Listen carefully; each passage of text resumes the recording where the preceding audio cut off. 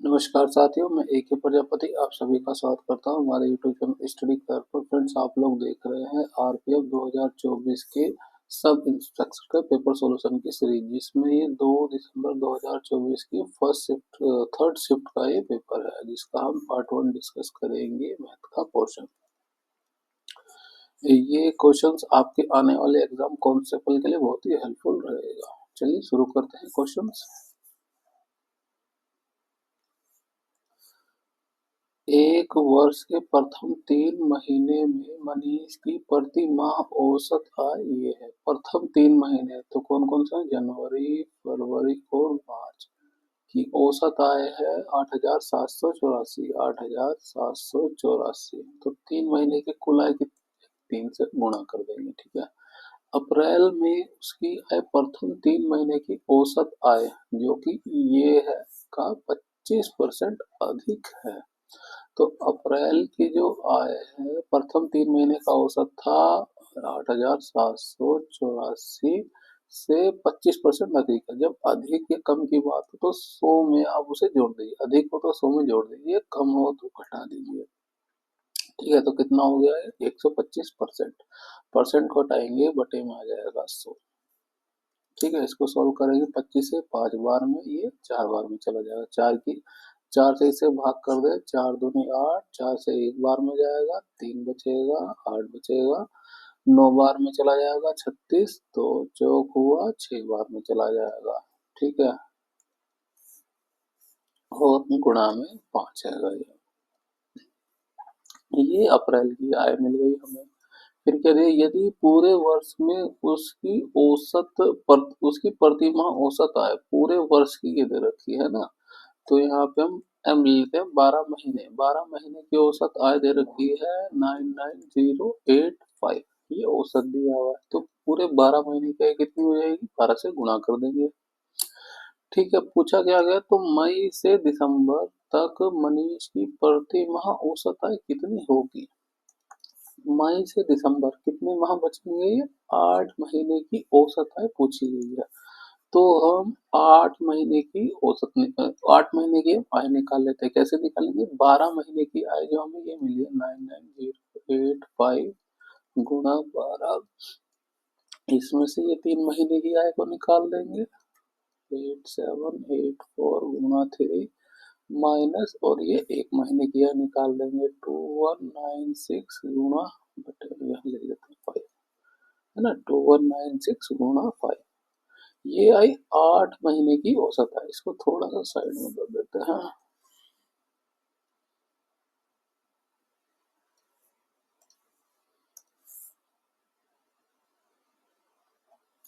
ये आई 8 महीने की आय, है ना। पूछा क्या गया है? औसत आय, तो हम 8 से भाग कर देंगे, ये निकल के आ गई औसत आय।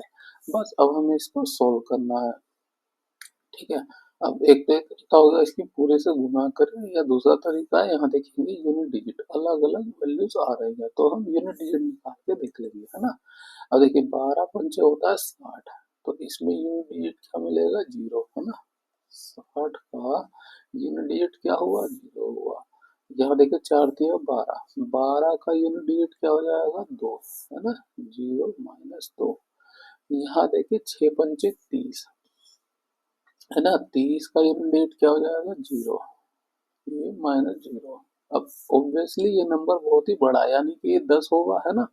10 में से 2 घटाएंगे तो 8 बचेगा, 8 में 0 घटाएंगे 0 बचेगा, यानी ऊपर जो यूनिट डिजिट आएगा 8 आएगा, और बटे में तो 8 है ना।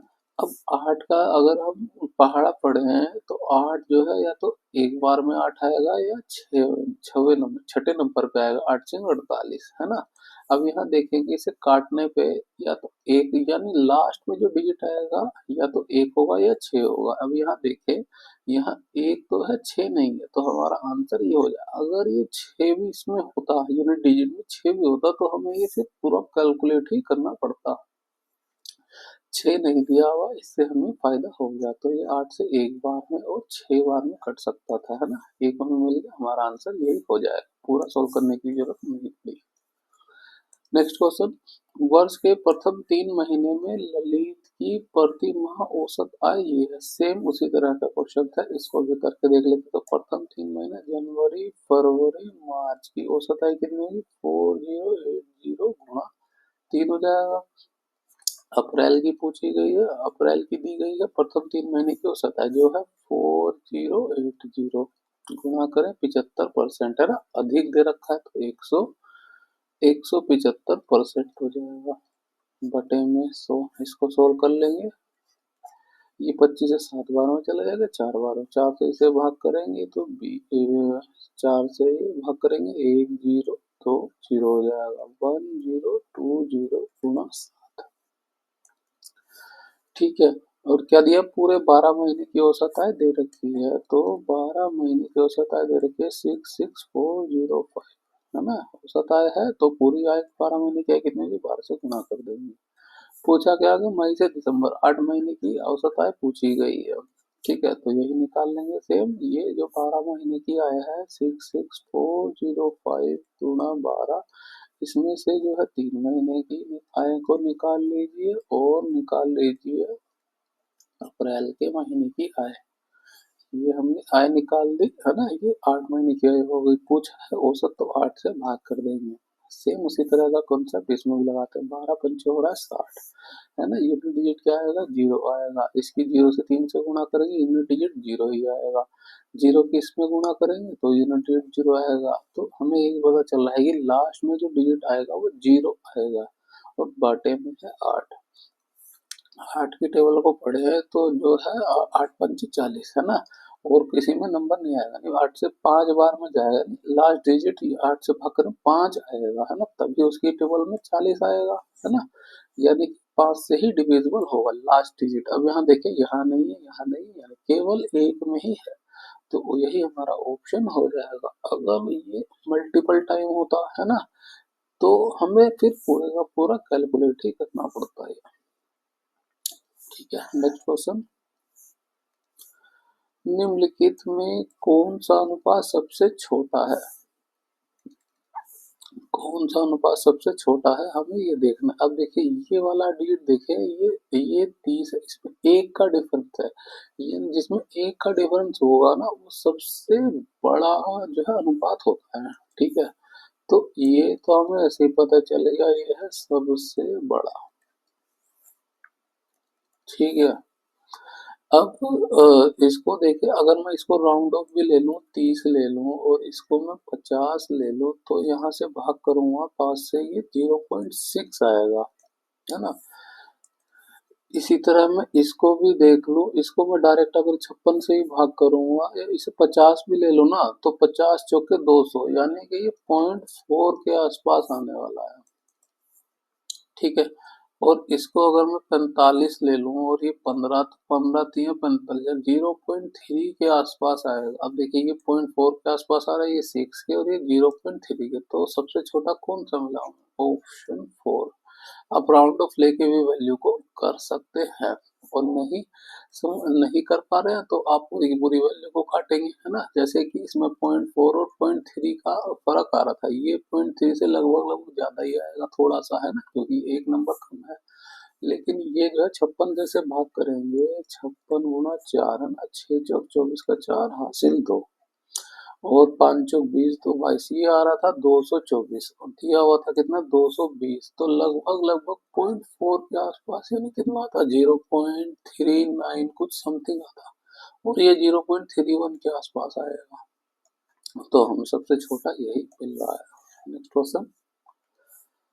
उस सबसे बड़े वृत्त की परिधि ज्ञात कीजिए जिससे जो है 21 मीटर और 115 मीटर की विमाओं वाले आयत में उत्कीर्ण किया जाता है ना। 21 मीटर और 115 मीटर विमा वाले आयात, तो आयात बना लेते हैं। ये हो गया वो आयात जिसकी एक विमा है 21 सेंटीमीटर और एक विमा हो गई 115 मीटर। ठीक है, इसके अंदर पूछा गया सबसे बड़ा जो है वृत्त कैसा बनेगा ना। वृत्त को अगर मैं इसके अंदर बनाऊं तो ये कुछ इस तरह से बनेगा। एक बार फिर से बना देते हैं। ये इस तरह से व्रत बनेगा, तो आप देखेंगे ये सेंटर होगा व्रत का, तो ये पूरे का पूरा जो डाया मिलेगा हमें वो 21 सेंटीमीटर ही मिलेगा, है ना। अगर इधर 21 सेंटीमीटर व्रत में इधर भी 21 सेंटीमीटर ही होगा। ठीक है, तो डाया मिल रहा है हमें 21 का, तो रेडियस कितना हो जाएगा 21/2। पूछा गया परिधि, व्रत की परिधि फॉर्मूला क्या होता है 2 पाई। पाई रखना है 22/7, तो 2 गुना 22/7, आर कितना हो जाएगा 21/2। बस इसको सोल्व करना है, 2 से 2 चला जाएगा, 7 से ये 3 बार में चला जाएगा, 3 किस में गुणा करें कितना हो जाएगा 66। ऑप्शन 3 हमारा करेक्ट हो जाएगा। नेक्स्ट क्वेश्चन, सीता और ईशा एक व्यवसाय में 31:23 के अनुपात में निवेश करते हैं। यदि कुल लाभ जो है 26:46 है, तो ईशिता और ईशा को प्राप्त लाभों में कितना अंतर है ना। कुल लाभ दिया गया, कुल दिया गया ना, इन दोनों का रेशो को आप जोड़ लीजिए, तो 3 और 1 कितना हो जाएगा 4, और 3 2 5, तो 54 की वैल्यू दी है 26:46। तो पूछा क्या गया ईशिता और ईशा के प्राप्त लाभों का अंतर, तो जो अंतर होगा उनके रेशियो का अंतर वही उनका भी अंतर हो जाएगा, है ना।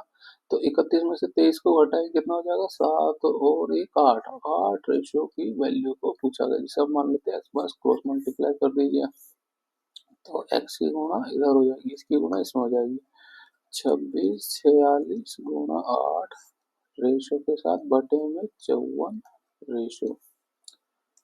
ठीक है, आर से आर कट जाएगा, और फिर काटे, हाँ इसको काटे 2 से, तो ये 4 बार में, और ये 2 दूनी 4, और ये 24 और 7 हो जाएगा। ठीक है, 7 जा रहा है तो 9 से काट के देख लेते हैं,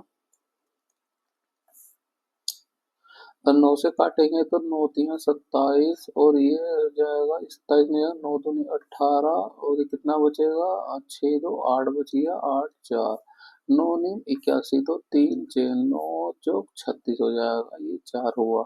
3 से फर्दर चला जाएगा, 3 से 3×9 = 27, तो 4 बचेगा, है ना, 3 8 24। 98 की गुणा 4 से करते हैं तो कितना हो जाएगा, ये सब में देखिए यूनिट ये दो दो ही है, तो हमें इसे पूरी गुणा ही करनी पड़ेगी, है ना। अब 100 में 4 से गुणा करें तो 400 हो जाएगा, और 4 दूनी 8 को घटा देते हैं, कितना हो जाएगा 392। ऑप्शन 2 हमारा करेक्ट हो जाएगा। नेक्स्ट क्वेश्चन, निम्नलिखित का मान ज्ञात कीजिए, है ना। ब्रैकेट के अंदर की वैल्यू को पहले सोल्व करिए, एक ब्रैकेट ये बना हुआ, एक ब्रैकेट ये बना हुआ, तो इसके अंदर को सोल्व करते 5 से 6 बार में चल जाएगा गुणा। अब इस ब्रैकेट को सोल्व करते 6 से ये 5 बार में चला जाएगा, इसका अंतर एक है, 1 से 1 कट जाएगा 19, है ना, 5 + 19। ब्रैकेट के अंदर की वैल्यू को जोड़ देंगे कितना हो जाएगा, ये 24 हो जाएगा, 24 गुणा 6। 24 गुणा 6 कितना होता है 144, क्यों ये 12 हो जाएगा, इसकी 2 इधर ले जाएंगे 12, 12 का स्क्वायर कितना होता है 144। ऑप्शन 1 हमारा करेक्ट हो जाएगा। नेक्स्ट क्वेश्चन, पानी की एक टंकी एक लंबवत शंकु की आकृति की जिसकी त्रिज्या 3 मीटर और ऊंचाई 14 सेंटीमीटर है ना। पानी की एक टंकी लंबवत शंकु की ये टंकी हो, इस तरह की टंकी रखी है, ठीक है, जिसकी त्रिज्या दे दी है 3 सेंटीमीटर, तो यहाँ से हम इसकी त्रिज्या को निकालें तो ये आएगी 3 मीटर, और ऊंचाई क्या मिलेगी हमें 14 मीटर की। टंकी को 1 घन प्रति सेकंड की दर से भरा जाता है, तो टंकी को भरने में कितना समय लगेगा, है ना।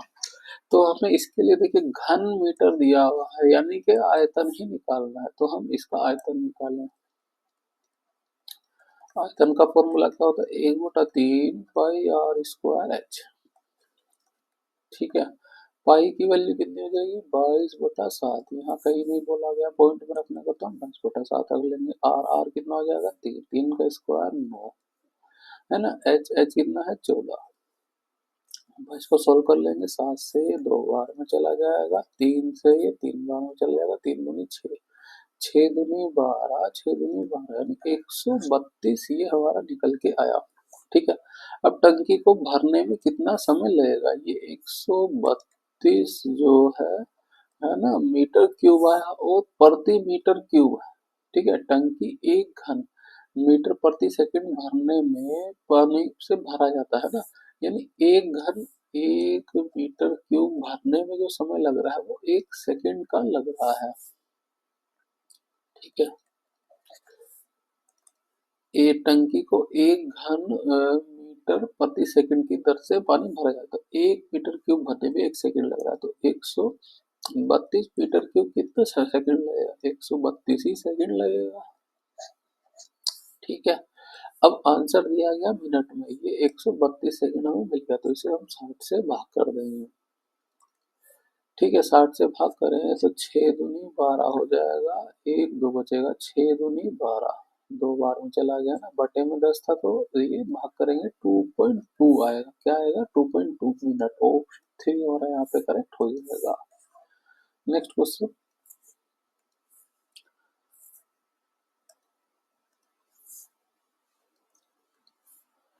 कोई धनराशि वार्षिक रूप से संयोजित होने वाले कितने प्रतिशत वार्षिक चक्रवृद्धि ब्याज की दर पर 2 वर्ष में जो है 55 गुना हो जाती है, उत्तर को दशमलव के एक स्थान तक पूर्णांकित करना है।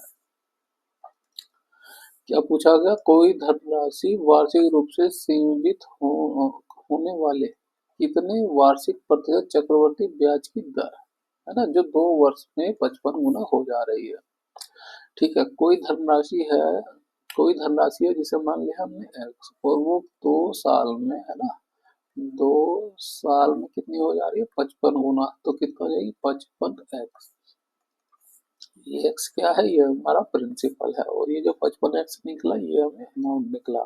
ठीक है, जब भी इस तरह के क्वेश्चंस आए तो आपको क्या करना है ना, प्रिंसिपल दे दिया हो, अमाउंट दे दिया हो है ना, और एग्जैक्ट ना दिया गया हो तो आप इसको रेशियो से ही निकालें, है ना, A/P। अब अगर 2 साल का दिया गया है तो आप जो है अंडर रूट निकालेंगे 2 साल का, 3 साल का दे तो क्यूब निकालेंगे आप इसी का, है ना, घनमूल निकालेंगे, 2 साल का है तो वर्गमूल निकालेंगे। तो इससे क्या होगा, ये 2 साल का निकल तो हर साल चक्रवर्ती ब्याज कितना है वो हमें निकाल पाएंगे, कैसे, ये 55 हो गया एनुअल है ना, 55 एक्स बटे में प्रिंसिपल हुआ एक्स, एक्स का एक्स, तो ये 55 55 का हम निकाले वर्गमूल तो कितना हो जाएगा, यहाँ निकाल लेते हैं। तो 7 से 7 बार 7 7 49 हुआ है ना, कितना बचेगा, 5 और 1 6, अब दशमलव आएगा तो दशमलव यहाँ आ जाएगा, जीरो जीरो बढ़ाइए, ठीक है, 2 जीरो आ जाएगी, ये 7 7 हो जाएगा 14। ठीक है, अब देखेंगे इसे 14 से, ये 5 से देखो मैं इसे 145 गुणा 5 पचीस 25, 5 2 14 पंजी 70, ये 14 पंजी 70 हो जाएगा, है ना, ये इससे बड़ा ही हो जाएगा, तो हम 144 देख लेते हैं, 4 चौक 16, 4 चौक 16 17, हासिल 1 हुआ, 4 4 4 1 5, ये हुआ 576, तो कितना हो जाएगा ये 7.4, और फर्दर अब राउंड ऑफ लेंगे ना तो ये 7.41 के आसपास आएगा, 7.41 हुआ, ये 2 साल का निकला था, तो 1 साल का क्या हो जाएगा अमाउंट, ये हुआ 7.41, और प्रिंसिपल क्या हो जाएगा 1 हो जाएगा। ठीक है, पूछा गया चक्रवर्ती ब्याज, तो इसका डिफरेंस देखिए बस आप, कितना है, कितना डिफरेंस आ रहा है, ये आ रहा है 6.41 का, तो यही जो है प्रति वर्ष चक्रवर्ती ब्याज। अब इसे निकालना है प्रतिशत में, है ना, प्रतिशत में निकालना है तो क्या करेंगे आप 100 से गुना कर देंगे, इसको मैं हटा देता हूँ, ये है ना, चक्रवर्ती ब्याज की दर जो होती है वो प्रतिशत में होती है, ये 6.41 आया हुआ है, बटे में 1 था, 1 से भाग करेंगे तो कितना हो जाएगा, ये प्रतिशत में निकल रहा 100, गुना कर देंगे प्रतिशत, बस इसकी गुणा कर दी, इसमें कितना हो जाएगा 641 समथिंग आएगा हमारा, है ना, इसको ये पूरा राउंड ऑफ तो कटेगा नहीं, चलता रहेगा, तो वैल्यू क्या आ रही है 641.6, ऑप्शन 1 हमारा करेक्ट हो जाएगा। नेक्स्ट क्वेश्चन, एक रेलगाड़ी जो है 222 किलोमीटर की दूरी तय करने में 111 किलोमीटर प्रति घंटे की चाल से चलती है और फिर जो है 258 किलोमीटर दूरी चलने में 86 किलोमीटर की चाल से चलती है। रेलगाड़ी द्वारा तय की गई कुल दूरी की औसत चाल ज्ञात कीजिए। एवरेज स्पीड निकालनी है, इसका फॉर्मूला क्या हो जाएगा, कुल दूरी बटा कुल समय। कुल दूरी कितनी हो जाएगी, 222 प्लस 258, 258। नीचे लिख लेते हैं, 8 और 2 10 हो जाएगा, 5 2 7 1 8 हो जाएगा, 2 2 4 हो जाएगा, ये होगा 480। कुल समय कितना लगेगा, है ना, टाइम यहाँ से निकालें तो दूरी ऊपर आ जाएगी, स्पीड बटे में आ जाएगी, 111 इसे भाग करेंगे, ये आएगा 2, 2 क्या आएगा घंटे, तो ये होगा 2। इसको भाग करेंगे 6 3 18, ये 3 बार में चला जाएगा, बटे में हुआ 5, ऊपर नीचे 2 की गुणा कर दीजिए, 10 हो गया, 0 चला गया, 48 दूनी कितना हो जाएगा, 96। कितना, कितनी स्पीड निकली हमारी 96 किलोमीटर प्रति घंटा। नेक्स्ट क्वेश्चन, सबसे छोटी और सबसे बड़ी भिन्न के बीच का अंतर निकालिए, है ना। सबसे बड़ी देखिए यहाँ पे तो डिफरेंस ही 0 हो गया, यानी इसे भाग करेंगे ये सबसे बड़ा आएगा, सबसे बड़ा तो हमें मिल गया, सबसे बड़ी, और सबसे छोटी निकालें, इसको भाग कर देंगे तो 1 आ गया, ये होगी सबसे बड़ी भिन्न हमारी। सबसे छोटी हमें और निकालनी है, अब इसको देखें, अब इसको हम फर्दर डिवाइड करेंगे, 7 आ जाएगा और ये 8 आ जाएगा, है ना। यहाँ डिफरेंस हमें निकला 1 का, ठीक है, ये डिफरेंस निकला, यानी कि ये जो है दूसरी सबसे बड़ी भिन्न हो जाएगी, है ना। सबसे बड़ी भिन्न तो ये मिली, ये सेकंड नंबर पे आ जाएगी, हमें तो सबसे छोटी और ढूंढनी है ना, तो सबसे छोटी। अब इसको देखें, 26 26 से इसको देखें तो ये 0.4 बार में जाएगा, है ना, क्यों, 26 से इसको हम भाग करें, 26 गुणा 4, 6 चौक 24 का 4, हासिल 2, 4 दूनी 8 और 10, 104 हुआ, है ना, और ये है 110, तो ये 0.4 समथिंग आएगा, ये हो गया, है ना। ये भाग करने पे 0.7, तो इसको भी आप लिख सकते हैं ना, ये तो वैसे सेकंड नंबर पे आएगी, 8 से भाग करेंगे, 8 6 48, 8 7 56, 8 8 64, है ना, 0.8 के आसपास ये वैल्यू आएगी। और इसको देखिए 9 बचे 45, है ना, फर्दर बचेगा 5 5, ये ऐसे कंटिन्यू चलता है, तो ये आया 0.5, ये आया 0.4 और ये आया 0.8। तो हमें जो दूसरी सबसे छोटी संख्या में, ओ सबसे छोटी हमें मिली 0.4 की, ये हो गया। सबसे बड़ी हमें मिली थी 7/7, तो 7/7 माइनस 11/26, ठीक है, हमें इसका अंतर निकालना है, बस इसको सोल्व कर लीजिए। ये तो 1 हो ही गया, तो 1 माइनस 11/26, ठीक है। अब इसको पूरा सोल्व करने की भी जरूरत नहीं है, देखिए बटे में 26 हमें केवल एक ही जगह मिल रहा है, तो ऑप्शन 2 हमारा करेक्ट हो जाएगा। नेक्स्ट क्वेश्चन,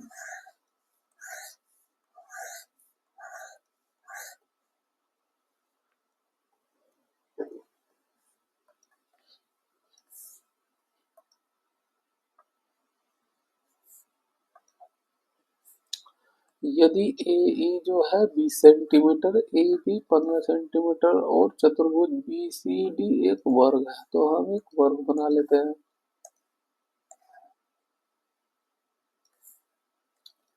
ये हो गया वर्ग, बी सी डी ई, ठीक है। और ए ई 20 सेंटीमीटर दिया है, ए बी जो है 15 सेंटीमीटर, तो बहुभुज ए बी सी डी का क्षेत्रफल निकालिए। ए ई, है ना, इधर कोई है जो ए ई लंबा दे रखा है, तो ये हो गया 15 सेंटीमीटर और 20 सेंटीमीटर, ए ई दिया है 20 सेंटीमीटर, और क्या दिया है, ए बी, इसको इधर से मिला है तो ये आएगा 15, ठीक है। ये हो गया ए ई, तो ए ई कनेक्ट हो गया है 20 15, और अब आप ध्यान से देखेंगे, इसको मैं अलग से निकाल लूँ, इसको ऊपर से ऐसे हो रहा है ना, ये हो रहा है 20, ये हो रहा है 15, अब आप देखेंगे तो 5 से भाग करूँ 4 आएगा और ये 3 आएगा ना, और ये ट्रिपलेट बन जाएगा 3 4 5 का। ठीक है, यानी ट्रिपल एट बन रहा है, यानी कि ये जो भुजा है वो ये 90 डिग्री पर ही है, तभी ये ट्रिपल एट बन रहा है। 3 4 5 का 5 से भाग किया तो 5 से इसमें भी गुणा करिए, कितना हो जाएगा, ये हो गया 25। ये भुजा हमें मिली 25, ये मिला 25। ये एक वर्ग है तो ये पूरी भुजा हो जाएगी 25। पूछा है एरिया, तो इस वर्ग का हम एरिया निकालें तो कितना हो जाएगा, वर्ग का एरिया कितना हो जाएगा, 25 गुणा 25, 25 गुणा 25 कितना होता है 625, ये हुआ। और इसका हम निकालें, इसको इस तरह घुमा के इस तरह से रख लिया हमने। ठीक है, तो ये वाला जो पोर्शन था वो इधर आ गया और ये वाला जो पोर्शन है वो नीचे आ गया 15, और ये वाला जो है ऊपर आ गया। ठीक है, ये इस तरह से तरबूज बना है, तो इसका हम एरिया निकालें, कितना हो जाएगा 1/2 आधार, आधार कितना है 15, ऊंचाई कितनी है 20। इसको सॉल्व कर लेंगे, 2 से भाग करेंगे ये 10 बार में चला जाएगा, इसकी गुणा करेंगे ये आ जाएगा 150। तो 150 एरिया ये हो गया। पूछा गया ना कुल area A B C D E, इस पूरे का एरिया पूछा गया, तो हम दोनों को जोड़ देंगे, 5 में से 5 जोड़ेंगे 5 आएगा, 5 2 7 हो जाएगा, 6 और 1 7, तो 775। ऑप्शन 1 हमारा करेक्ट हो जाएगा। नेक्स्ट क्वेश्चन, सबसे बड़ी और सबसे छोटी और सबसे बड़ी भिन्न के बीच का अंतर ज्ञात कीजिए। फिर से सेम इसी तरह का क्वेश्चन आ गया है, अब तो इसको भी सोल्व हम करेंगे उसी तरह से। ये है 3 और ये 8 है ना, यहाँ लिख लेते हैं 3/8 है ना। अब ये 3 से तो इसको जीरो करेंगे तो ये दशमलव वैल्यू आएगी, तो 0.1, 8 8 दूनी 16, 8 3 24 है ना, 0.3 आएगा, 6 बचेगा, जीरो ले लेंगे, 8 7 56, तो 0.37 के आसपास आएगा, है ना। अभी फर्दर भी डिवाइड होता ही चला जाएगा, 8 7 56 और 4 बचे 8 5 40, ये हो गया 0.375, है ना। इसको भाग करें, ये 5/9 का तो पता ही है, 0.5, 9 बचे 45, है ना, फिर 5 बचे 9 बचे 45, 0.5 ऐसे ही चलेगा ये। ठीक है, अब इसका डिफरेंस हुआ एक, ये मिलेगी हमें सबसे बड़ी संख्या।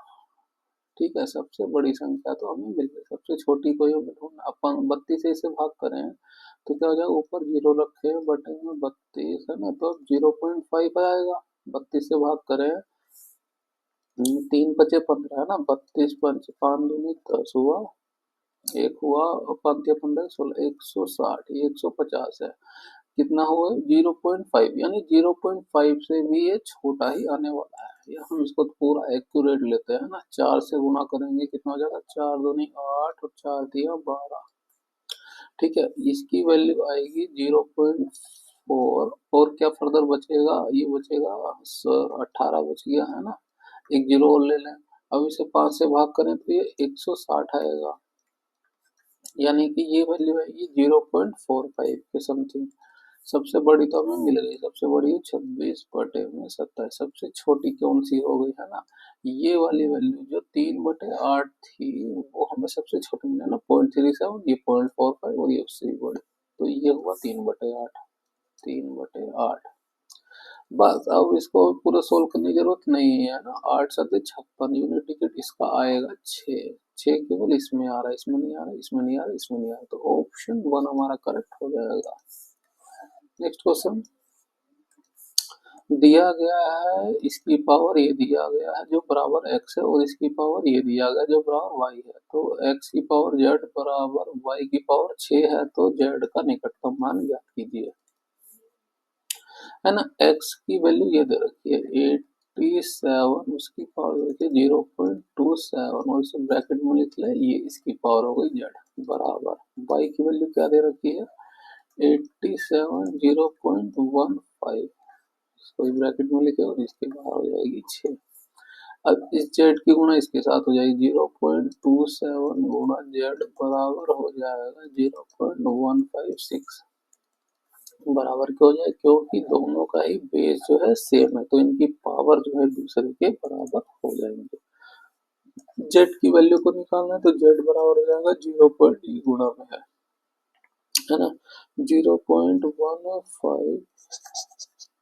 0.15 गुणा 6 बटे में हो जाएगा 0.27। ठीक है, ये दशमलव हटा है तो ये दशमलव इसमें से भी हट जाएगी और 15 छिका कितना होता है, 15 छिका हो जाएगा 90 बटे में हुआ 27। नौ, 9 से भाग करेंगे 9×3 = 27 हो जाएगा तो 10/3। इसको फर्दर भाग करें तो 3.33 आएगा ये, है ना। 3.33 किसमें ऑप्शन हमारा करेक्ट हो जाएगा। नेक्स्ट क्वेश्चन, निम्नलिखित को सरल कीजिए, है ना। ये थोड़ा सा कैलकुलेटिव हो गया, इसको हमें सरल करना है। अब हम देखेंगे इस पूरी की वैल्यू के, है ना, ये ब्रैकेट हो गया एक, इस ब्रैकेट के अंदर और फिर बटे में है 5 और फिर उस ब्रैकेट के अंदर है ये, तो पहले हम इस ब्रैकेट की वैल्यू को सोल्व करें। ठीक है, तो क्या हो जाएगा, माइनस का 0.4 प्लस 4.6 का स्क्वायर प्लस 2.3 का स्क्वायर। ठीक है, हम अभी इस वाले ब्रैकेट को सोल्व कर रहे हैं। इसमें देखें दोनों में तो ये 2.3 कॉमन है ना, इसको हम फर्दर क्या लिख सकते हैं, 2.3 का स्क्वायर गुणा 2 का स्क्वायर, है ना। इसका दुगना ही तो है इन दोनों में, तो हम 2.3 इन दोनों को सोल्व कर रहे हैं। अभी हम 2.3 का स्क्वायर कॉमन ले लेंगे तो अंदर ये 2 स्क्वायर आ जाएगा, 2 स्क्वायर की वैल्यू कितनी हो जाएगी 4 और प्लस 1 ये हुआ 5। ठीक है, तो कितना हो गया, ये हो गया 2.3 का स्क्वायर गुणा हो गया 5। इतना पोर्शन हमने सोल्व कर दिया और ये था 0.4 माइनस का 0.4 और ये प्लस, और इस पूरे के नीचे था भाग 5।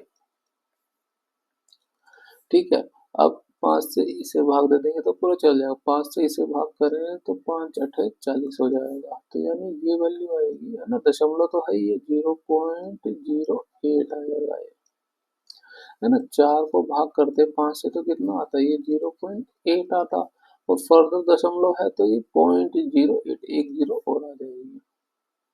ठीक है, इसका स्क्वायर कर लीजिए 2.3 का स्क्वायर, या आप इसको ही बाद में करिए, पूरा तो चला गया ये हुआ 0.08। हाँ, इसको स्क्वायर ही करना पड़ेगा, है ना। तो 2.3 का स्क्वायर करें 23 गुणा 23, 3 3 हो जाएगा 9, 3 दूनी 6, 3 दूनी 6 और 2 दूनी 4, जोड़ लेंगे 9 12 वही 5। इसमें से हम 0.08 को घटा देंगे ना, दो ये पॉइंट दशमलव था तो ये एक दशमलव दशमलव इधर आ जाएगी 5.29, इसमें से जो है 0.8 को घटा देंगे, कितना हो जाएगा 125.21 हुआ, है ना। बटे में क्या है 3.24 है, 3.24 है ये हुआ ना, 5.21 बटे में 3.24। अब इसको हमें फर्दर सोल्व करना है। अब एक तो ये तरीका हो गया, आप पूरे पूरा सोल्व करिए, थोड़ा राउंड ऑफ लेके चलिए, क्या हो गया 521 और बटे में आया 324, इसको डबल करें तो ये आएगा 648। ये जो हम भाग कर रहे हैं ये भाग दिए, ये माइनस है ना, घटाना है, तो 5.21 में से घटा देते हैं 3.24 को, तो कितना हो जाए 10 में से 4 घटाएंगे, सॉरी 11 में से 4 घटाएंगे 7 आएगा, और 7 देखिए, और इसमें इसमें नहीं है, इसमें नहीं है, इसमें नहीं, केवल इसमें, तो ऑप्शन तो हमारा करेक्ट हो जाएगा। थोड़ा सा मिस्टेक हो गया लास्ट में कि इसे भाग करने लगे, माइनस था। नेक्स्ट क्वेश्चन, वह एक अंक की सबसे छोटी संख्या ज्ञात कीजिए जिसे 6 अंकों की संख्या, है ना, में जोड़ने पर 11 से पूर्णतः विभाजित हो जाए। और 11 से डिविजिबिलिटी रूल क्या होता है, जो अल्टरनेट्स का योग होता है ना, 4 5 9 हो जाएगा, 9 3 हो जाएगा 12, और बाकी के अल्टरनेट्स 0 4 7 4 11, है ना। या तो डिफरेंस इसका 0 हो, तो यह डिफरेंस 11 का मल्टीपल हो, और इसका डिफरेंस देखें तो ये आ रहा है 1, है ना। तो अगर ये नीचे वाली वैल्यू में एक नंबर और ऐड होता तो इसका डिफरेंस 0 हो जाता, तो वो हमें यूनिट डिजिट वही हो गया। सबसे छोटी संख्या क्या हो जाएगी 1, एक और जोड़ दिया जाए तो ये जो है 11 से पूर्णतः विभाजित हो जाएगा। ठीक है, तो ऑप्शन 2 हमारा यहाँ पे करेक्ट हो जाएगा। नेक्स्ट क्वेश्चन, एक मूलधन जब प्रति वर्ष 20% साधारण ब्याज की दर पर निवेश किया जाए 3 वर्षों में उसके मिश्र धन जो है ये हो जाता है। मिश्र धन क्या होता है? प्रिंसिपल और क्या होता है? एसआई से साधारण ब्याज, है ना, यही तो होता है मिश्र धन। तो मिश्र धन जो भी हो वो होता है हमेशा 100%। एसआई एसआई कितना हो जाएगा? ये 20% का है, 3 वर्षों के बाद है तो 20 से 60% तो सही हो जाएगा।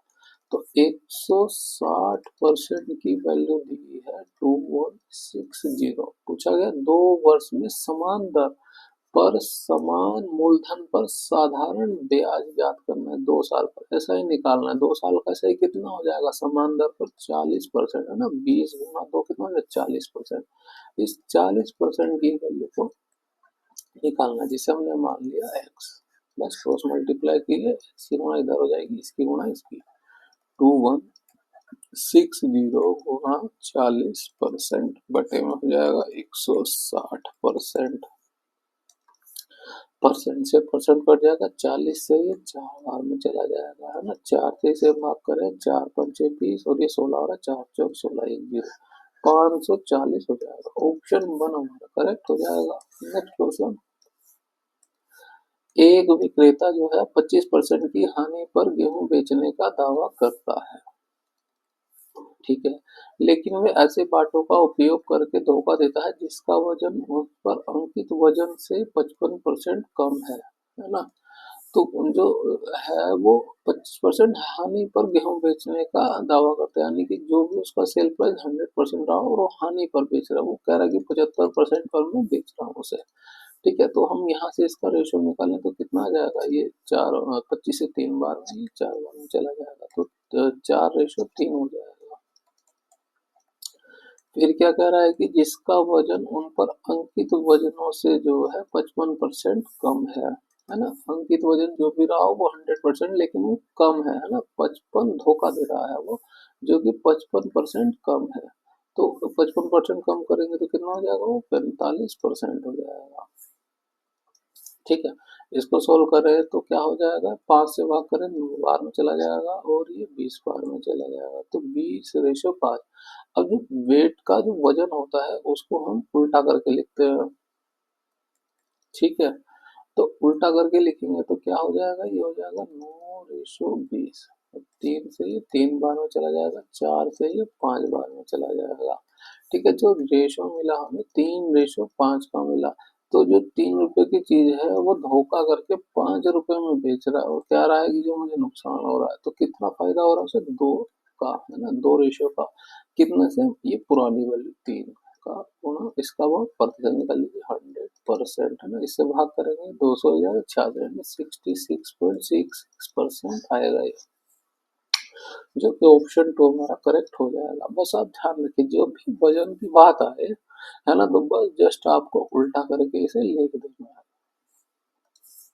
नेक्स्ट क्वेश्चन, एक व्यक्ति किसी निश्चित दूरी पर 10 किलोमीटर चाल से 2 घंटे में तय करता है और कुछ अतिरिक्त दूरी जो है 6 किलोमीटर चार 4 घंटे में तय करता है, तो तय की गई कुल दूरी में उसकी औसत चाल कितनी है? हमें ये निकालना। औसत चाल के लिए क्या होता है? कुल दूरी होता है बटे में कुल समय। तो दूरी को हम देखें, दूरी हमें नहीं दिया, समय दिया है 2 घंटे और 4 घंटे, तो कुल समय में मिल गया 6 घंटे का, दूरी निकाल लेंगे। डिस्टेंस बराबर क्या होता है? स्पीड गुणा टाइम, है ना। स्पीड है 10 किलोमीटर, टाइम लग रहा है 2 घंटे का, तो डिस्टेंस कितनी कवर करेगा? 20 किलोमीटर, यहाँ पे लिख देंगे। और इसकी हम निकाल लेते हैं, D2 निकालते हैं, दूसरी डिस्टेंस क्या हो जाएगी, है ना, 6 किलोमीटर की स्पीड से 4 घंटे कितना हो जाएगा? 24। ये 24 किलोमीटर की दूरी चक्कर, तो दोनों को जोड़ देंगे कितना हो जाएगा? 44 बटे में 6, है ना। ये फर्दर देखिए 2 से चला जाएगा 3 बार में और ये 22 हो जाएगा, और 3 से तो 21 होता है, एक बचेगा, है ना। 7 सहित 1/3 हो जाएगा, ऑप्शन 2 है पे करेक्ट हो जाएगा। नेक्स्ट क्वेश्चन, मानसी और नेहा ने मिलकर एक व्यवसाय जो है का निवेश किया, है ना। दोनों ने एक निवेश किया, वर्ष के अंत में 5,000 के कुल लाभ में मानसी का हिस्सा ये था, है ना। 5,000 का कुल लाभ हुआ जिसमें मानसी का हिस्सा है 1,900, ठीक है। तो नेहा नेहा का हिस्सा कितना हो जाएगा बाकी को भाई, इस लाभ में से 1900 जो है मानसी का हो गया, तो जो बाकी का हिस्सा होगा वो लाभ वो नेहा का हो जाएगा। तो 5000 में से 1900 घटा दे, कितना हो जाएगा, ये हो जाएगा 3100। ठीक है, नेहा ने कितना निवेश किया है, ये दोनों के जो है लाभ का हमें वैल्यू मिल गया। पर अब हम इसका रेशो निकाल लेते हैं, तो रेशो निकालने हैं तो क्या हो जाएगा, 19:31 मिलेगा। ठीक है, इन्होंने मिलकर जो है इतना निवेश किया है, तो इन दोनों रेशो को जोड़ दें, कितना हो जाएगा, ये 50 हो जाएगा। 50 रेशो की वैल्यू दे रखी है 40400। ठीक है, पूछा गया नेहा का निवेश कितना है, नेहा का पूछा गया, नेहा का रेशो कितना है, 31:31 की आप वैल्यू को निकालिए। भाई जिस रेशो में प्रॉफिट हो रहा है इसका मतलब उसी रेशो में उन्होंने निवेश किया है ना, बस को क्रॉस मल्टीप्लाई कर दीजिए। एक्स बराबर क्या हो जाएगा, 4040 गुणा 31 रेशो बटे में आ जाएगा 50 रेशो, है ना। रेशो से रेशो कट जाएगा, 50 की ऊपर नीचे हम 2 की गुणा कर देते हैं, तो क्या हो जाएगा, 50 दूनी 100, तो ये कट जाएगा। अभी कितना हो जाएगा, इसकी गुणा कर दे, 808 गुणा करनी है हमें 31 से, गुणा कर लीजिए 31 से। वैसे पूरी गुणा करने की जरूरत नहीं है ना, यूनिट से गुणा करेंगे तो लास्ट में 8 आएगा। 8 केवल इसमें आ रहा है, इसमें नहीं, इसमें नहीं, इसमें नहीं, तो ऑप्शन 1 हमारा करेक्ट हो जाएगा, है ना। थोड़ा सा आप टेक्निकली करेंगे ना क्वेश्चन को तो आपके लिए बहुत ही आसान हो जाएगा, पूरा क्वेश्चन को सॉल्व करने की जरूरत नहीं पड़ेगी, है ना। और जितनी कम कैलकुलेशन आप करेंगे आपको जो है टाइम उतना ही बचेगा। वो दिया गया है, ये दिया गया है 28 गुना 8 गुना 988 भाग दिया है 2704 बराबर y प्लस 649। तो y का मान हमें निकालना, बस सिंपली कैलकुलेशन है ना। तो क्या हो जाएगा, 28 गुना 8 गुना 988 बटे में आ जाएगा ये। अब इसका हम वर्गमूल करते हैं 2704 का, है ना। वैसे तो आप इसे जल्दी निकाल सकते हैं लेकिन आप ऐसे निकालिए ना, ये देखिए लास्ट से जोड़े बनाते हैं लास्ट, है ना। तो अब ये जोड़ा बन रहा है, अब देखिए इसके नियरेस्ट वैल्यू क्या आएगी, 5, 5 का स्क्वायर तो 25 हो गया, कितना बचा 204, ये 5 से जुड़ जाएगा 10 हुआ, इसमें 2 से गुणा कर दें तो 2 यहाँ हो जाएगा, कितना हो जाएगा 204, ये पूरा चला गया 52, 2 52, है ना। तो ये हमें वर्गमूल निकला 52 का, ये हो गया 52, है ना। बराबर क्या हो गया, y प्लस 649, इसको भी हम इधर ले आते हैं तो ये 649 हो जाएगा। चलिए पूरा पैसे सोल्व कर लेते हैं फिर उसके बाद करते हैं, है ना। अब 2 से भाग करूंगा तो ये कितना हो जाएगा, 26 हो जाएगा, और ये हो जाएगा 4 पर 2 से ये 13 हो जाएगा, है ना। राउंड ऑफ वैल्यू है तो हम इसको भाग कर लेते हैं, 13 के से 7 बार में चला जाएगा, 13×7=91 हो जाएगा, कितना बचेगा, ये बचेगा 7 8, 13 से ये 6 बार में चला जाएगा ना, 13×6=78, तो ये 76 हुआ, और ये 2 हुआ, ये 649, 28×56 हो जाएगा। अब ये हुआ 76×56, इसको पूरा गुणा करना पड़ेगा, इसे घटाना है। अब देखिए इसको या तो पूरा गुणा करके भी आप सोल्व कर सकते हैं, और नहीं भी करना चाहे तो आप वैसे भी कर सकते हैं, है ना। लास्ट में इसकी यूनिट से गुणा करें, 6×6=36 आएगा, 6 ये हुआ, घटाना है हमें यूनिट डिजिट 9। अब जो है ये 16 होगा तभी 9 इससे घटेगा, और ये पूरा पूरा घट भी रहा ना, तो 16 में से 9 को घटाएंगे तो कितना आएगा, ये आएगा यूनिट डिजिट 7। अब बस यहाँ पे देखिए यूनिट डिजिट 2 जगह आ गया, यानी कि हमें अब पूरा सोल्व ही करना पड़ेगा हमें इसे। तो बस इसकी जल्दी से गुणा कर दीजिए, 6×36 का 6 हो जाएगा, हासिल 3 7 6 42, 42 3 45 हो जाएगा, वो 6×5=30, 0 हुआ, 3 7×5=35, 3 38, जोड़ दें कितना हो जाएगा, 6 5 8 4 12 का 2 3 और 1 4, इसमें से जो है 649 को घटा दिए, है ना। 16 16 में से 9 घटाएंगे 7 हो जाएगा, 4 ये 4 0 होगा। अब 07, देखिए 07 केवल इसमें है, तो ऑप्शन 3 हमारा करेक्ट हो जाएगा, है ना। अब देखो कितनी आसानी से आपको समझ आ गया होगा। यूनिट डिजिट अगर हमारे पास ये और कोई नंबर होता तो हमें पूरा कैलकुलेट करने की यहाँ पे जरूरत नहीं होती। नेक्स्ट क्वेश्चन,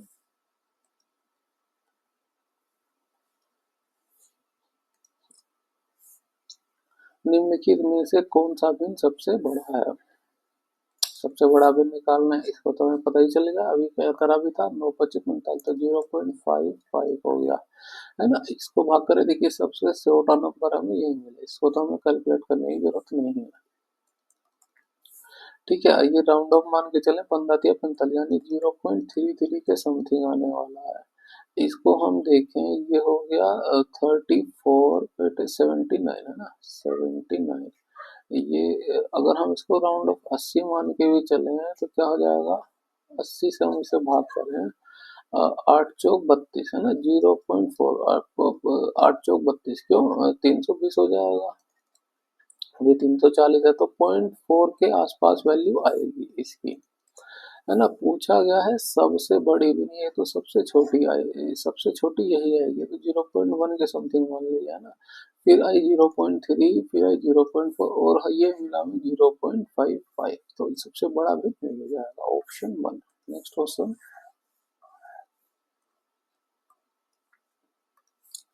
निम्नलिखित को साधारण भिन्न में व्यक्त करें। साधारण भिन्न में व्यक्त करना, देखिए 4 तो ये संपूर्ण, यानी 4 तो हमें जोड़ना ही जोड़ना है ना। अगर जैसे कोई भिन्न है 4 + 1.3, तो हम इसको एक भिन्न लेकर आते हैं 4:8, आप इस टेक्निक को याद रखें, और इसको हम फर्दर ऐसे तोड़ना चाहे तो 4 + 1/3, इस तरह से हम तोड़ सकते हैं। ठीक है, तो ये 4 तो जो हम जोड़ेंगे तो 4 तो देखिए सब में आगे, बस हम इन दोनों को सोल्व करें। अब देखेंगे, ये 23 दोनों के ऊपर 12 है तो बटे में 99 आ जाएगा, प्लस 2 के ऊपर एक ही डिजिट पे 12 है तो एक ही बार 9 आएगा। ठीक है, इसको सोल्व कर लेंगे। अब देखिए ये 9 है या 99 है, तो बेस हम दोनों को बराबर कैसे ऊपर नीचे क्या गुणा कर, तो ये भी 99, ये भी 99, तो बटे में आएगा 99, है ना। 99 देखिए और किसी में है भी नहीं, जबकि ये आ रहा है, हाँ, तो इसे पूरा सोल्व करना पड़ेगा, इस तरह से आप फंस भी सकते हैं क्वेश्चन में। पूरा पैटर्न को एक बार सोल्व करें, तो 23 + 22 है ना, 11×22, इन दोनों जोड़ेंगे, ये हुआ 5 और ये हुआ 4, बटे में हुआ ये 99।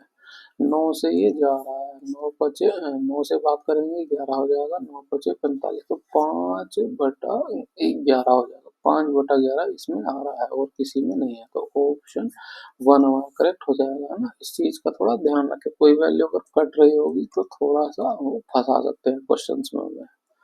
नेक्स्ट क्वेश्चन, दी गई तालिका का अध्ययन कीजिए और प्रश्न का उत्तर दीजिए। ठीक है, शिक्षा पर खर्च की गई औसत राशि, शिक्षा कहाँ है, ये रहा, ये हो गया, शिक्षा पर खर्च की गई औसत राशि, इसका हमें एवरेज निकालना है। ठीक है, तो परिवहन पर खर्च की गई औसत राशि के बीच का परिवहन ये रहा। ठीक है, इसकी औसत राशि के बीच का अंतर हमें निकालना है, औसत निकालना है पहले, तो फिर उनका अंतर निकालना है। फिर से वही हम तरीका निकालते हैं, देखिए औसत निकालने का तरीका क्या हो जाएगा कि हम अपनी तरफ से एक वैल्यू को मान लेते हैं। ठीक है, अब ये 5,000, 6400, 5500, 6,000 है, तो हम एक वैल्यू मान लिया हमने कि 6,000 औसत आएगा। अब ये 6,000 से कितना कम है, ये 1,000 कम है। ये कितना अधिक है 6,000 में, ये 400 अधिक है, ये 500 कम है, ये 0 हो जाएगा डिफरेंस, यहाँ पे जो है 1,000 प्लस का अधिक हो जाएगा। ठीक है, अब इन सबको जोड़ दीजिए, है ना, ये प्लस माइनस में है, ये प्लस में, तो ये घट जाएगा, और ये कितना हुआ, ये 400 है, 100 है, तो माइनस का 100 आया। कितने हैं, 1 2 3 4 5, तो 5 से भाग करेंगे ये 20 आएगा, है ना। हमने जो ये माइनस का 20 आया एवरेज कम, हमने जो माना था 6,000, उसमें ये -20 घटा दीजिए, कितना हो जाएगा 5980। ठीक है, ऐसे इसमें भी एक एवरेज को मान लेते हैं, इसमें देखिए नियरेस्ट वैल्यू क्या दिखाई दे रही है, 4,000, तो ये माइनस का 500 हो गया, ये 0 हो गया, ये माइनस का 400 हो गया, ये प्लस का 400 हो गया, और ये 0 हो गया, है ना। तो ये 400 जोड़ देंगे तो ये 400 400 कैंसिल हो जाएगा, और ये हुआ 500, है ना। 5 वैल्यू है तो यहाँ से हम इसका एवरेज निकाल लेते हैं, तो भाग करें कितना आ जाएगा 100, एवरेज जो हमने माना था 4,000, उसमें से ये घटा देंगे, कितना घटाए, कितना हो जाएगा 3939 से एवरेज हो गया। अब इसका डिफरेंस देखेंगे तो क्या आएगा, 80, 9 में से 9 जाएगा, 0 5 में से 3 जाएगा, 2080 का आंसर आ गया। तो ऑप्शन 4 हमारा करेक्ट हो जाएगा, है ना। थोड़ा सा कैलकुलेटिव हो गया, लेकिन आप इस तरह से औसत को एक मान के चलेंगे तो आपको जल्दी हो जाएगा। नेक्स्ट क्वेश्चन, सेल के दौरान राघव ने 44 रुपए अंकित मूल्य की एक नोटबुक 25% की छूट पर और 15 रुपए अंकित मूल्य पेन पर 80% की छूट पर खरीदा। सेल के कारण उसकी कितनी बचत हुई? भाई जितने की छूट मिली उतने की उसकी बचत हुई। तो 44 का जो है 25% निकाल लीजिए, परसेंट को उठाएंगे बटे में 100, ये 4 बार 4 से भाग करेंगे 11, तो 11 रुपए की बचत यहाँ पे हुई। और 15 रुपए की जो वस्तु पर जो है 80% की छूट मिली है, परसेंट उठाएंगे बटे में 16, है ना। 20 से भाग करेंगे 4 बार में और ये 5 बार है, 5 से 3 हो जाएगा, 4 3 हो जाएगा, ये 12, 12 रुपए की बचत ये होगी। तो पूछा गया कुल कितनी बचेगी, दोनों को जोड़ देंगे, कितना हो जाएगा ये 23, तो कुल बचत होगी 23 रुपए की। ऑप्शन 3 हमारा करेक्ट हो जाएगा। नेक्स्ट क्वेश्चन, रुपए 1410 प्रति सैकड़े की दर पर 400 चीकू जो है खरीदे गए, है ना। ये जैसे एक एवरेज ही दे दिया गया है, 14,1410 प्रति सैकड़े की दर पर है ये, ठीक है। प्रति सैकड़े पे यहाँ लिख देते हैं, प्रति सैकड़े के, ये हम लिखे ये दिया है 1 सैकड़ा, 1 सैकड़ा बराबर कितना होता है 100, है ना। तो 100 चीकू की कीमत दे रखी है जो है 1410 रुपये, ठीक है। और जो है उसे 8,860 के लाभ पर बेचे गए, है ना। तो प्रति दर चीकू, प्रति दर्जन पर निकालना है चीकू का विक्रय मूल्य ज्ञात कीजिए। तो उसमें चीकू खरीदे कितने थे 400, तो हम ये 400 चीकू का रेट निकाले, 400 चीकू का रेट, तो 4 की गुणा इधर करिए, 4 की गुणा इधर कर दें, कितना हो जाएगा 404, 14 दूनी कितना हो जाएगा 28, 28 दूनी हो जाएगा 56, ये हुआ 5,600, ये कॉस्ट प्राइस निकला 5,640। अब जो है उसको जो 840 के लाभ पर बेचा गया, तो प्रॉफिट कितना हो जाएगा 8,860। सेलिंग प्राइस क्या हो जाएगा, इन दोनों को जोड़ देंगे, है ना। Selling price cost price plus profit होता है, तो 0 प्लस 0 ये हो गया 6 4 10 हो जाएगा, 8 6 14 और 1 15 हो जाएगा, और ये 5 है। तो कुल जो सेलिंग प्राइस निकलेगा उसका 5500 रुपये निकलेगा। पूछा गया विक्रय मूल्य प्रति दर्जन पर, ये जो 5500 रुपये सेलिंग प्राइस निकला है, ये निकला है 400 चीकू पर, तो हम 400 चीकू से भाग कर देंगे। अब हमें मिला ये एक चीकू का सेलिंग प्राइस मिला, निकालना क्या प्रति दर्जन का, तो हम 12 से गुणा कर देंगे, बस। ये 0 से ये 0 चला गया, 4 से भाग करेंगे 3 बार में, और 55 की 3 से गुणा करेंगे, 4 तिया 12 हो जाएगा, 5 तिया 15 का 5 हासिल है, 5 तिया 15 और 1 16, 165। हाँ, कुछ कैलकुलेशन मिस्टेक हुई है। तो 8 और 6 14 का 4 जो है हासिल 1 और 15, 15 5 हो गया, और ये 5 और 1 6 हो जाएगा, ये 6510 है, 6510, ठीक है। 6510 हुआ, तो 65 में जो है 3 की गुणा करेंगे, 5 तिया 15 हासिल है, 6 तिया 18 और 1 19, 195। ऑप्शन 4 हमारा करेक्ट हो जाएगा। नेक्स्ट क्वेश्चन,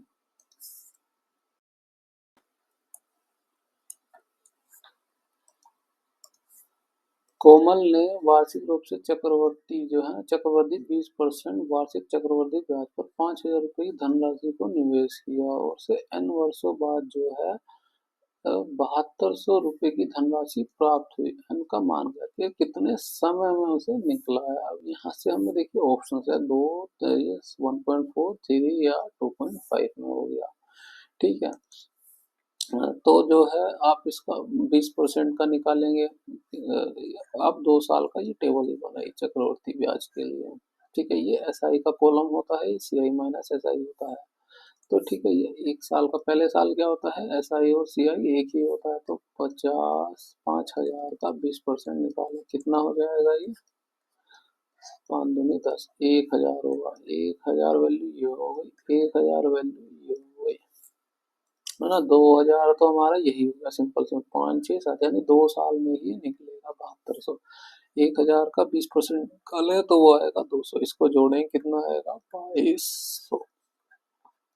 ठीक है, ये 2200 मिला हमें सी आई, इसको जोड़ देंगे पाए मूलधन में तो मिश्र धन हमारा हो जाएगा 7200। कितने साल में हुआ ये, 2 साल में। ऑप्शन दोनों हमारा करेक्ट हो जाएगा।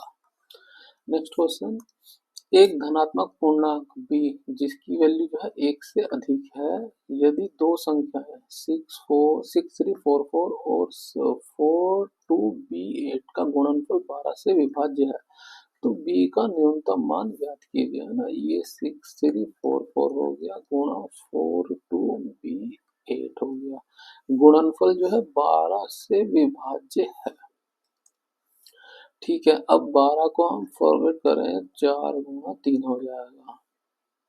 ठीक है, और 4 का डिविजिबिलिटी रूल क्या है कि जो है लास्ट दो डिजिट 4 से डिवाइड होने चाहिए ना, तो 4 से ये 11 बार में डिवाइड हो रहा है, यानी कि अब जो ये बचा ये 3, ये इस डिजिट से डिविजिबल होगा, है ना। ये इसमें देखिए 3 से डिविजिबल नहीं होगा, क्यों, 3 से डिविजिबिलिटी रूल क्या होता है, तीन संख्या, इन संख्याओं का योग 3 हो या 3 का मल्टीपल हो, 3 आ गया, ये 6 आ गया, ये 4, 4, 8 है, यानी 3 से तो डिविजिबल नहीं, केवल 4 से। अब इसका मतलब ये हो गया कि ये वो वैल्यू है जो 3 से डिविजिबल होगी, वही 12 से विभाज्य है ना, तो 4 से इधर हो जाएगा, 3 से इधर, तभी 12 से डिविजिबल होगा। और हमें जो है 3 का डिविजिबिलिटी रूल पड़ता है, क्या होता है, 3 या 3 का मल्टीपल हो संख्याओं का, 1 2 3 दूनी 2 हो गया, 6 हो गया, ये हुआ 9, और ये संख्या होती है 8। 8 में हम अगर संख्या ये b का मान 1 हो तो ये 9 हो जाएगा, लेकिन इसने यहाँ ये भी कह दिया कि b का मान 1 से अधिक हो, तो अगला अधिक के लिए हमें क्या करना पड़े, 8 4 12 जो 3 का मल्टीपल होगा, है ना, 12 हो जाएगा, 3 से डिवाइड करेंगे तो ये चला जाएगा, यानी अगर वो संख्या होगी b का जो न्यूनतम मान निकला वो निकला 4। ऑप्शन 2 हमारा करेक्ट हो जाएगा। एक भी हो सकता था, लेकिन उसने कहा था कि b का मान जो है 1 से अधिक है। ठीक है, ऑप्शन 2 हमारा यहाँ पे करेक्ट हो गया। नेक्स्ट क्वेश्चन, 8 संख्याओं का औसत ये दिया हुआ, जिनमें से 5 संख्याओं का औसत ये बी नहीं दिया हुआ ना, 20 है, शेष 3 संख्याओं का औसत ज्ञात कीजिए। तो 8 संख्याओं का औसत कितना हो जाएगा, 20 गुणा 8। 5 संख्याओं का औसत है ना, इसमें से हम 5 संख्याओं का औसत निकाल दें, 20 गुणा 5 हो गया, तो बचेगा 3 संख्याओं का योग बचेगा। पूछा गया शेष 3 संख्याओं का औसत, तो उसे हमें 3 से भाग करना पड़ेगा। ठीक है, अब इसको देखिए, 20 को हम दोनों जगह कॉमन ले लें तो 20 आ जाएगा, और 8 माइनस 5 बचेगा, 8 में से 5 को घटा देंगे आएगा 3, बटे में 3 था, 3 से 3 चला गया, कितना आया 20। तो 3 संख्या का औसत कितना हो जाएगा 20। ऑप्शन 4 हमारा करेक्ट हो जाएगा। नेक्स्ट क्वेश्चन, एक रेलगाड़ी जो है 336 किलोमीटर की दूरी तय करने में 884 किलोमीटर प्रति घंटे की चाल से चलती है, और फिर 192 किलोमीटर की दूरी जो है तय करने में 96 किलोमीटर की चाल से चलती है। रेलगाड़ी द्वारा तय की गई कुल दूरी जो है औसत चाल, है ना, कुल दूरी का औसत चाल ज्ञात कीजिए। औसत चाल क्या है, कुल दूरी बटे में कुल समय। ठीक है, दूरी कितनी हो जाएगी, 336 प्लस 192, इन दोनों को जोड़ दें कितना हो जाएगा, 6 और 2 8 हो जाएगा, 9 3 12 हासिल 3 4 और 1 5, 528 हो गया, बटे में कुल समय निकालना है, टाइम निकालना, तो क्या हो जाता है, डिस्टेंस अपॉन स्पीड हो जाता है। डिस्टेंस कितनी है, 336 बटे में 84 हो गया ये, है ना। 4 चौक 16, 8 चौक 32, ये 4 बार में चला जाएगा, तो हमें निकला 4, और यहाँ पे दूसरा समय निकाले हम, कितना हो जाएगा 192 बटे में हो जाएगा 96, ये 2 बार में चला जाएगा, तो ये टोटल समय हुआ 6, 6 से भाग कर देंगे, है ना। अब देखेंगे 6 से भाग करेंगे कितना हो जाएगा, 7 6 निकाले 8 7 56, और 8 में 8 6 48 है ना, 6 8 बार में जाएगा, 4 8 बच जाएगा, 8 6 48 88। ऑप्शन 2 हमारा करेक्ट हो जाएगा 88 किलोमीटर। नेक्स्ट क्वेश्चन, ईंधन की कीमत क्रमागत 3 महीने में जो है 60%, 30% और 20% कम की गई, लेकिन चौथे महीने जो 60% की वृद्धि की गई। चौथे महीने में ईंधन की कीमत में उसकी मूल कीमत की तुलना में कितने प्रतिशत की वृद्धि या कमी हुई, ये हमें निकालना है। तो पहले 3 महीने पहले महीने रही होगी हम 100%, तो और वो जो है 60% कम कर दी गई, तो कितनी रह गई कीमत उसकी, 40% रह गई। अगले अगले महीने निकाले, अब जो भी रही हो वो 100% हमने मान लिया, और उसमें जो है 30% की कमी होगी, तो अब कीमत कितनी रह जाएगी, 70%। उसके अगले साल जो भी कीमत रही हो वो हमने 100% मान लिया, उसमें 20% की कमी कर दी गई, तो अब उसकी कीमत रह जाएगी 80%। ठीक है, लेकिन चौथे महीने 60% की वृद्धि कर, अब जो भी कीमत रही है वो हमने मानी 100% और 60% की वृद्धि कर दी, तो कितना हो जाएगा 160%, है ना। कमी और वृद्धि तो आप समझ लीजिए ना, 100 से ही आप जो भी करिए, वृद्धि हो तो 100 में जोड़ से, कमी हो तो वही घटाते चले जाइए 100 में से ही। अब यहाँ से हम इसका रेशो निकाले हैं, है ना, 20 से ये 2 बार में चला जाएगा, 5 बार में चला जाएगा, तो 5:2 आया ये। इसका हम रेशो निकाले, परसेंटेज चला जाएगा, 0 0 चला जाएगा, तो 10:7 आएगा। यहाँ से देखें 20 से 4 बार में और ये 5 बार में चला जाएगा, तो ये आया 5:4। यहाँ हम देखें तो ये 0 चला जाएगा, ये 0 भी चला जाएगा, और ये 5 हो जाएगा, ये 8 हो जाएगा, तो 5:8 ये हुआ हमें। ठीक है, अब देखिए यहाँ पे आपस में कोई वैल्यू ये हाँ, ये 2 से ये 5 बार में चला जाएगा, और फर्दर कुछ डिवाइड नहीं होगा।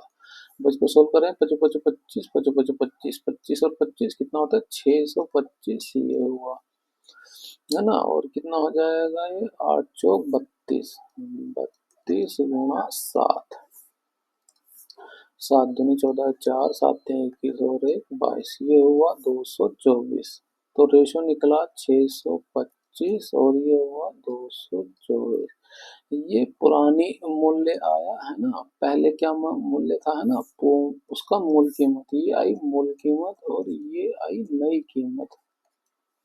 ठीक आ गया, तो मूल, तो अब पूछा गया चौथे महीने की ईंधन की कीमत में उसकी मूल कीमत की तुलना में कितने प्रतिशत की कमी या वृद्धि। अब हम देखेंगे मूल कीमत में मिली 625 और नई कीमत में 226, ये हमें कम मिला है, कम कितना मिला है ये हम देखें, अंतर निकाल लेंगे, 5 में से 4 जाएगा 1, 2 में से 2 0, 6 में से 2 जाएगा 4, ये इतना कम मिली। इसका प्रतिशत निकालना है, तो बटे में आ जाएगा मूल कीमत गुणा इसका 100%। बस इसको सोल्व करना है हमें। अब देखेंगे 25 से भाग करेंगे, 25 बार में चला जाएगा और ये 4 बार में चला जाएगा। ठीक है, पर यहाँ पे हम 4 से गुणा कर दें और यहाँ पे भी ऊपर नीचे 4, तो ये 100 हो जाएगा। ठीक है, 100 करेंगे तो यहाँ पे दशमलव आ जाएगा, और 4 चौक 16, 4.01 गुणा 16,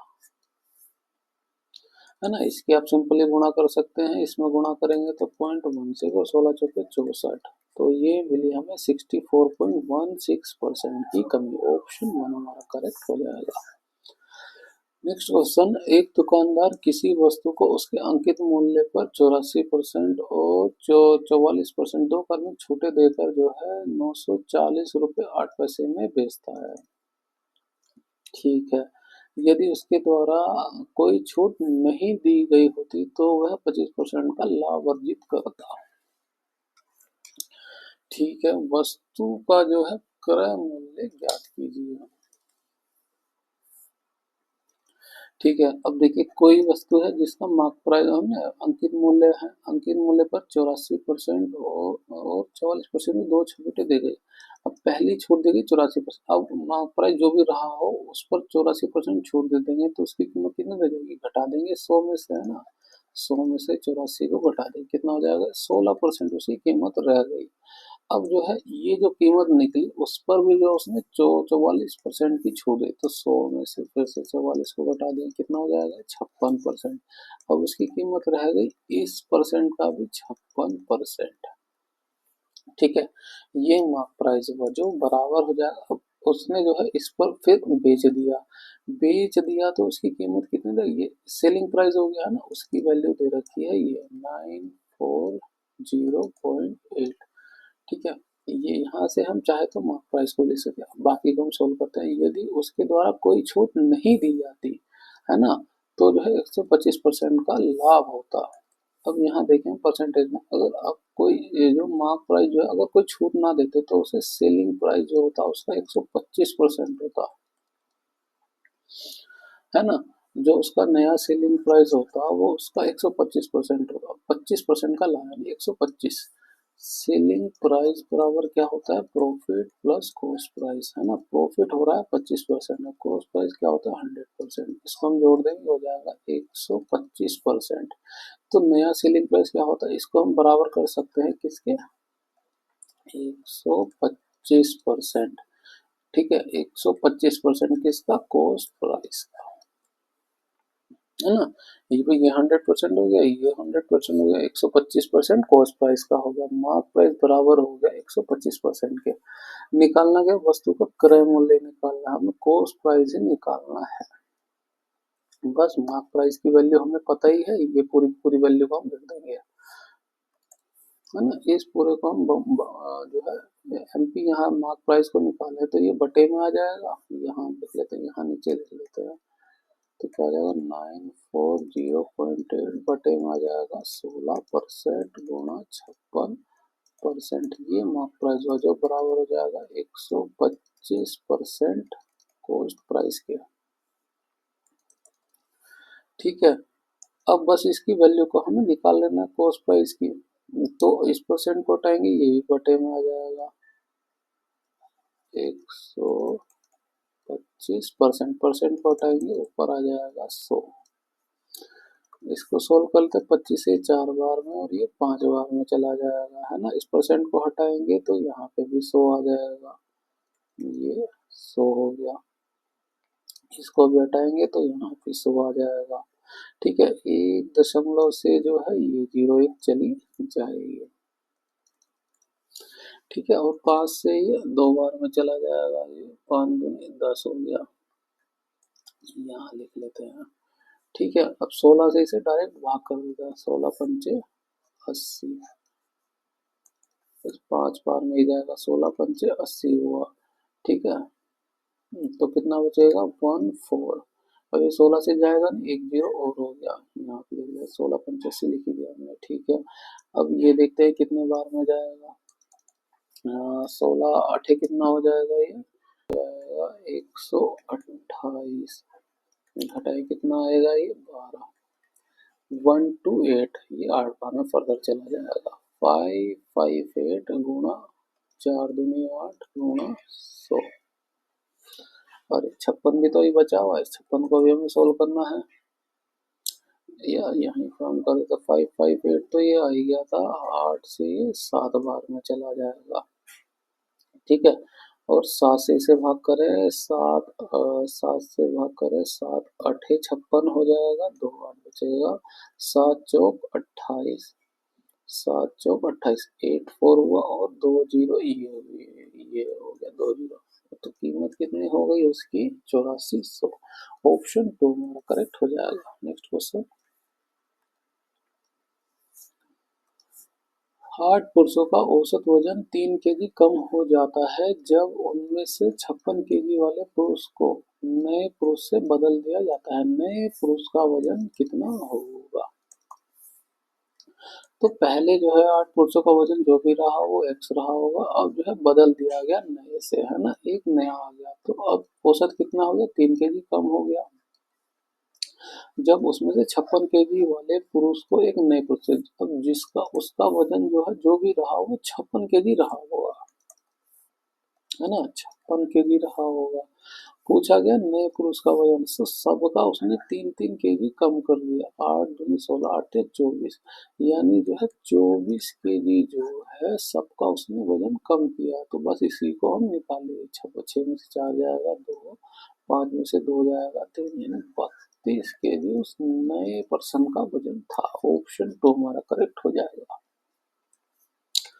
नेक्स्ट क्वेश्चन, अनमोल अपनी यात्रा 10 घंटे में पूरी करता है। वह आधी दूरी जो है 46 किलोमीटर चाल से और शेष दूरी जो है 69 किलोमीटर चाल। संपूर्ण यात्रा में कुल दूरी निकालनी है। कुल दूरी डिस्टेंस बराबर क्या होता है, स्पीड गुना टाइम। यहाँ पे स्पीड आधी दूरी वो इस स्पीड से, बाकी की आधी दूरी इस स्पीड से चलता है, तो स्पीड हम यहाँ निकालेंगे एवरेज स्पीड। ठीक है, एवरेज स्पीड के लिए फॉर्मूला क्या होता है, 2xy बटे में x प्लस वाई। ये तब होता है जब आधी दूरी उसने एक अलग स्पीड से और बाकी की आधी दूरी अलग स्पीड से चली हो, है ना। तो एक स्पीड को मान लिया हमने, इसे मान लिया x और इस स्पीड को मान लिया y। तो 2 गुना 46 गुना 69 बटे में इन दोनों को जोड़ देंगे। 9 और 6 कितना हो जाएगा, 15 का 5 हासिल, 1 6 4 10 और 1 11 होगा, है ना। 3 से भाग करें, 3 3 9, ये 3 से नहीं जाएगा, 5 से चला जाएगा, 5 से 20 और 23, ये 23 बार में चला जाएगा, 5 से ऊपर तो जाएगा ही नहीं। तो इसको लिख सकते हैं 23 गुना 5। 23 से ये जो है 3 बार में चला जाएगा, ठीक है। और बस ये एवरेज स्पीड हो गया है ना। ऊपर जो है ये हुआ क्या हुआ, एवरेज स्पीड निकली 2 गुना 46 गुना 3 बटे में क्या आया 5 गुना टाइम। टाइम कितना लग रहा है, 10 घंटे का। ये 10 की अब वैसे सोल्व कर लीजिए, 5 से ये 2 बार में चला जाएगा, है ना। 3 दूनी 6, 6 दूनी 12, तो 46 गुना 12। यूनिट डिजिट देखिए सब में अलग अलग आ रहा है, 6 दूनी 12, यूनिट डिजिट 2 आएगा। पूरा कैलकुलेट करने की जरूरत नहीं है, ऑप्शन 4 हमारा यहाँ पे करेक्ट हो जाएगा। नेक्स्ट क्वेश्चन, एक गांव की जनसंख्या जो है 1,30,000 थी, पहले वर्ष में 10% की वृद्धि हुई। तो जनसंख्या थी 1,30,000, पहले और 10% की वृद्धि हुई तो 110% हो गया, परसेंट घटाएंगे बटे में 100, ये पहले वर्ष का हो गया। दूसरे वर्ष 125% की वृद्धि हुई। अब ये जो भी रहा ये 100% हो गया, उसमें 25% की, तो 125% की वृद्धि, परसेंट घटाएंगे बटे में 100, तो 2 वर्षों बाद जनसंख्या बस। अब इसको सोल्व कर लीजिए, है ना। 25 से ये 5 बार में चला जाएगा, तो 4 बार में चला जाएगा, ये 2 जीरो चली जाएगी। 5 से ये 2 बार में चला जाएगा, 2 से ये भाग करेंगे कितना हो जाएगा, ये 6 दूनी 12, 2 छींक 12 और ये 1 जीरो बचेगा, 6 5 जीरो 11 ये है और 4 जीरो ये है, 4 जीरो 4 जीरो, अच्छा ये गुना हो जाएगी इसमें, बाकी तो पूरा हो गया ये 4, 2 से बाकी 4 और रह गया हमारा, है ना। 4 से भी भाग करें इसे, इसकी इसमें गुणा कर दे, कितना हो जाएगा, 6 5 6 5, 5 6 5 11 और ये हो जाएगा 7, 715 बटे में है 4, इसको भाग करें, 4 से ये 1 बार में जाएगा, 3 1 हुआ, 7 चौक 28, 7 बार में चला जाएगा, 3 5 बचेगा, है ना। 7 और 1 जो है 4 से 8 बार हो जाएगा, 4 8 32। अब ये 3 जीरो, अब तो देखिए 4 बार जीरो है तो 1 जीरो ले ही सकते हैं। अब देखिए भाग करने पे शुरू के डिजिट मिल रहे हैं 178, 178, इसमें नहीं है, इसमें नहीं है, इसमें नहीं है, पूरा हमें डिवाइड करने की जरूरत नहीं है, ऑप्शन बना हुआ है यहाँ पे करेक्ट हो जाएगा। नेक्स्ट क्वेश्चन, 8 संख्याओं का औसत जो है 20 आएगा, ये हो गया औसत। 8 संख्याओं का योग कितना हो जाएगा, 20 गुना 8। उनमें से 5 संख्याओं का औसत जो है 15 है, तो शेष 3 संख्याओं का औसत निकालना है। तो इसमें से 15 संख्याओं का औसत, 5 संख्याओं का औसत हम निकाल देंगे, तो बचेगा कितना, 3 संख्याओं का भी योग बचा है ना। 8 संख्याओं में से 3 संख्या, 5 संख्या निकाल दी, 3 संख्याओं का योग बचा, पूछा है औसत, तो 3 से भाग कर देंगे। ठीक है, आप चाहे तो इसे पूरा गुणा कर लीजिए, कितना हो जाएगा, 8 दूनी 16 हो जाएगा, 160 और ये 15 बचे हो जाएगा 75 बटे में 3।